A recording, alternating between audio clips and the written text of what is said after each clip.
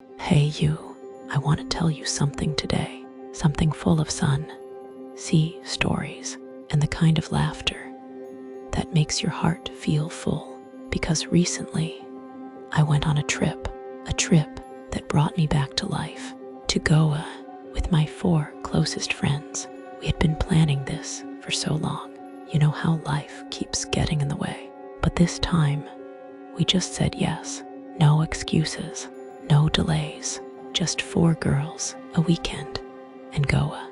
And what happened in those 3 days was more than a vacation. It was magic.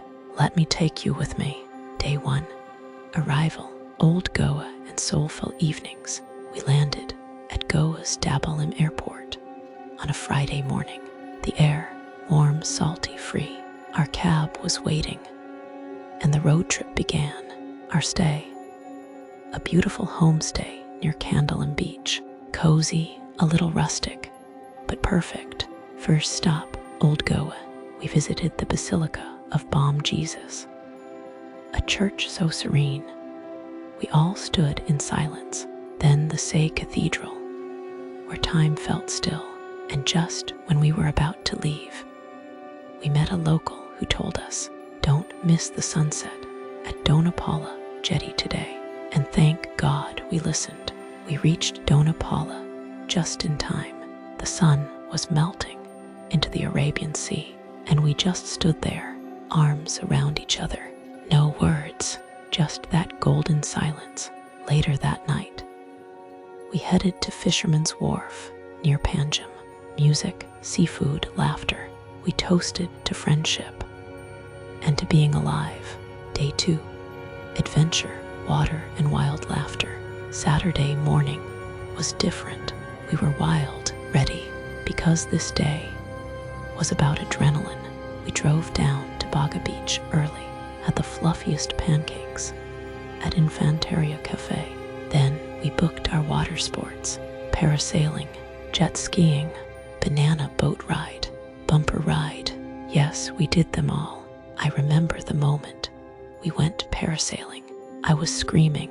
Then I stopped because suddenly everything was quiet and I was flying over the ocean. Later, we visited the Chapara Fort. Yes, Dil Chada High Fort. We recreated that iconic photo and sat there talking about dreams, about love, about nothing. Evening came, and we rushed to Anjuna Flea Market. So colorful, so chaotic. We bought bracelets, wore anklets, got temporary tattoos, and then came the best night of the trip. Thalassa, with fairy lights, Greek vibes, music. We danced, we laughed until we cried. We shared secrets we had never said out loud. Day 3, healing, spice, and saying goodbye. Sunday morning felt slow. We had our breakfast at Arjuna Cafe, tucked away near Anjuna. Then we decided to visit the Sahakari Spice Farm in Ponda. A complete surprise. We walked through green plantations, learned about Ayurveda, drank fresh lemongrass tea, and felt healed. Later we sat at Miramar Beach. Just sat, feet in the water, no phones, just us, 4 girls, hearts full, souls free. And then it was time to leave. But we didn't cry because we knew this trip was more than Goa. It was more than beaches and parties. It was about friendship, about letting go, about being us loud, soft, brave, messy, but real. And if you're thinking of going to Goa, please go with your people, with no itinerary if needed, but with your heart wide open.